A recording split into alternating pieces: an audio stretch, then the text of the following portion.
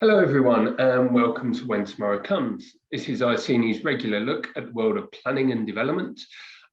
This week we are joined by some of our Scottish colleagues. Hello Ian, how are you doing? Hi Dan, how you getting on? Yeah, good, nice. We've got Sara Cockburn. How are you, Sarah? Oh, well, thanks Dan. Good morning. Good. And we've got Scottish ex who's now in London, Ashleigh Cook. How are you doing, Ashleigh? Hi Dan, yeah, I'm good, thanks. Good, nice to have you. And of course, I'm Dan Jestico. I'm Iceni's Director of Futures. So I'm going to hand you over to Ian now. He's going to give you a bit of a summary on this week's subject, which is a bit off topic for us, but nonetheless relevant, as you'll see. We're talking about the River Clyde this week. Ian, over to you. Thanks Dan. So this is it's probably a subject that's probably quite close to my heart and probably Sarah's, and I'd say we'll go into it, probably Ashleigh's as well, given she used to live in Glasgow. And yeah, the topic, unlocking the full potential of the River Clyde, and was Glasgow made by the Clyde, or the Clyde make Glasgow, is the kind of the topic. And I mean, the history of the River Clyde, like a lot of cities, I mean, the city grew up around the Clyde.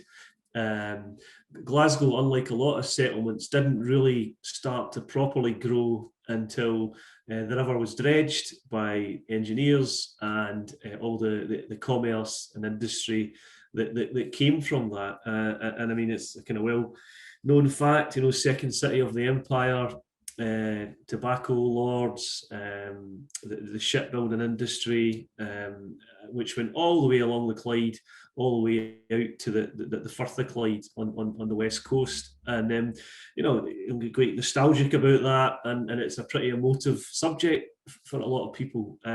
But clearly, you know, early 20th century, things moved on as we moved through the 20th century, and the industry that was on the Clyde obviously came to an end, and with it, I suppose, became the downside of that, you know, unemployment, significant, you know, derelict sites, and just, I suppose, a massive job on the hands of the kind of city to try and fix that. And I think we should say that whilst there's a lot to be done, you know, there's obviously some notable work and successes that have been done on the river since that kind of industrial decline. And I think anyone that's been to Glasgow will know some of these, you know, the new BBC HQ and the massive Iceni campus, which includes the Hydro kind of live music venue, Barclays campus, more recent one, which is kind of nearing completion in Tradeston. But I think the big thing for us as planners, Sarah and I, who work in offices in the city centre and who know the city centre well, is there's maybe this feeling that at some point the city, and I'd even using the word embarrassed if you want, turned its back on the river, and the river used to be such an integral part of the city and its growth that all of a sudden it thought, let's just turn our back on the river, and the successes in the city centre through the kind of retail, kind of office market and such like was all focused inward rather than looking outward. And there's one, and I will let Sarah chip in a wee second, so I'm not kind of droning on, but there's one particular example. We worked on a site on the river, a hotel site, a few years ago, and it's right on the river, south facing, you know, any city in the world, that would be valuable real estate. But our client at the time could not get funding because it was seen as no man's land. And you were literally 5 minutes away from Buchanan Street, which is probably one of the most valuable pieces of real estate in the city. And, you know, often heralded as the kind of second most popular shopping street in the UK outside Oxford Street. So it's quite amazing the kind of differences that occurred. And again, that has moved on. There's now a bit of development at that part of the river, but it's quite piecemeal, a lot of the development. And if you ever took a boat along the Clyde, you would see very quickly that all of a sudden you can have, some nice shiny new flats, and then across the road you'll have a site with a guy maybe breaking up some metal still, and it's a kind of scrapyard. So it's a much varied river, and I think that probably, I suppose, sets the scene a wee bit on where we are now, if that's a kind of fair summary of the kind of past wee while. Yeah. That's really interesting. I mean, Sarah, you're obviously working in the city. What are some of the sort of areas of potential that you guys have worked on, or other sort of sites where you think there's opportunity there? Yeah, so I mean, the River Clyde obviously extends from not just Glasgow city centre, but it runs through many adjacent local authority areas as well. But a lot of the sites we've been involved in are in the city centre, so such as the Pacific Quay hotel development site. So that's a prominent site right opposite the SECC. A great location for a hotel, given the surrounding businesses and entertainment opportunities as well. And that's a site that we have got a minded to grant decision on just at the end of last year. However, there is an outstanding objection from the SEPA, which has caused a delay with getting the approval through. But along the whole of the River Clyde, there's many sites. We're working on the Yorkville Quay site at the moment with a client, which is a prominent site which has been on the cards for quite a number of years now, owned by Peel Harbour. And we're looking at a co-living development there. So that would be sort of 400 flats as part of a wider area of residential uses and hotel use as well. And these sort of developments, I think, are key. They're going to bring a lot of people to the area, which is going to be vital for revitalising this whole area. And bringing just more activity along the whole of the River Clyde. Interesting. And Ashleigh, you used to live there. What were your sort of impressions of the Clyde? Did you spend a lot of time there? Did you see it was kind of ripe for development and now opening up, I guess? Yeah, I mean, I used to live in the sort of Finnieston area, which is the typical area that the students at University of Glasgow end up living in. But it's fairly close to the river, and like Ian said, you do just turn your back on it. It's not really an area that you go to that often. You'd go to it if you were going to the Transport Museum, but only for that. But anything else, for your kind of leisure, retail activities, you're heading into the West End or into the city centre. So there is a kind of strange relationship between the rest of the city and the river that doesn't quite relate to how it has been done in other cities. And I note that Ian mentioned how Glasgow's Buchanan Street is often compared to Oxford Street as being one of the most successful retail destinations. And it's obviously London and Glasgow are so different, but actually the fact of the industrial heritage that's linked to the rivers, their sort of success in terms of retail and leisure, but the differences between the relationship with the river is they couldn't be further apart, really. In London, you've got a river which is a key landmark, key destination where people go to, people live along the river. In the centre of London, you've got it is an area where many people will go for entertainment. There's loads of restaurants, nightlife, etc. all along there. It's one of the most thriving parts of the city. You certainly couldn't say the same for the parts of the river that are in the centre of Glasgow.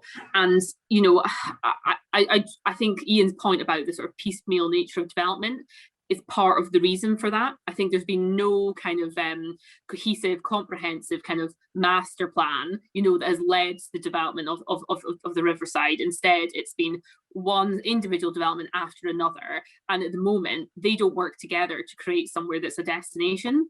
I mean, by the sounds of things, from what Sarah's saying, there is a lot coming forward, and actually having some of those residential uses along there could really, really help bring in people, to the area. But yeah, it's got a long way to go, I think, to become that real successful destination. Yeah, it does, Ashleigh, and I think, something we used to joke about a lot of the time is, the fact that there was no one even in the river. You could literally, if a nice sunny day, there's no sit outside to have a drink at the river, which is unbelievable if you think about a city the size of Glasgow now. I think that there's a couple of things in there in terms of the kind of cohesive approach, and Sarah touched upon some of the projects we're involved in, and some that are stuck right now. It's probably the best way to describe it, because of this issue that we mentioned in the article relating to the Clyde model, which is basically, effectively in simple terms, the level that the river gets to, and the most recent one is a 2005 model, and obviously due to climate change, time it's moved on, that has been updated in the last year, and that work, as we understand it, has been done. But the unfortunate thing is we're in a situation where there's kind of discussions ongoing between SEPA, the Glasgow City Council, Scottish Government, about how to agree this new flood level effectively, and it has been going on for some time. Obviously, pandemic hasn't helped, but because of that, a number of schemes, the Pacific Quay Hotel being one, and York Hill Quay being another, that are just not going anywhere fast because of that. I mean, I think that will be resolved, and that's fine, and things should progress. I think we are quite interested in this Clyde mission. We also mentioned it in our article, which is a kind of Scottish Government funded scheme. Now, the original pilot was to look at individual projects. So again, just picking out certain projects that can apply for funding. We would be, I think, keen to look at a slightly more strategic approach to it. And I think it's a mammoth task, and I think we don't underplay that. But I think without any real kind of building blocks and strategic approach in place, it'll be difficult to get that. And we all know that kind of land ownership, viability all comes into it. But it's a challenge that we don't think has been kind of fully taken on just yet, and one that I suppose, until it happens, it's difficult to see how that kind of cohesive approach can come forward for the river. There was one other thing that Sarah and I think were quite keen to touch on, Dan and Ashleigh, was the connectivity question, and the various attempts that have been made to link parts of the river, which, when you look at a map, on paper they should be very close to public transport hubs or whatever, but the reality is, just because of existing infrastructure, whether it's a dual carriageway or railway line, whatever it is, you can't actually get into them. And there's been various attempts to resolve that, one being the much heralded Fast Link, which was meant to be a link from Glasgow city centre to the West End and beyond out to places like Clyde Bank. And it started, it was going to be a kind of tram, trolley bus, and what it's ended up being is an additional lane for buses.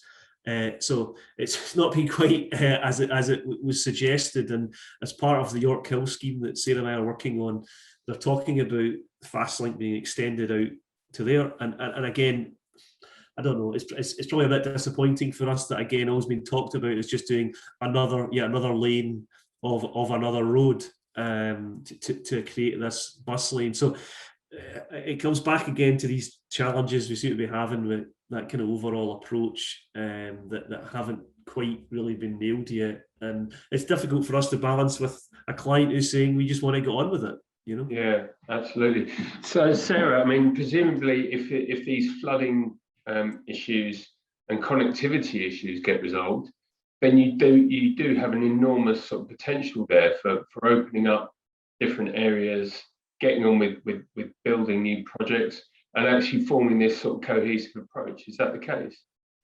Absolutely, yeah. I mean, as we've just all agreed, it's seen as a sort of missed opportunity at the moment, and there's definitely action being taken to sort of prioritise this area, and really try and attract investment and get things happening. There's a strong appetite to see activity all the way along the Clyde. There's applications in for sort of enhanced connections. So, for example, there's a new bridge proposed between Govan and Partick, which will not just create another link across Clyde, but also will enhance connections sort of from Glasgow Uni and the West End across to the south side as well, which will have wider implications.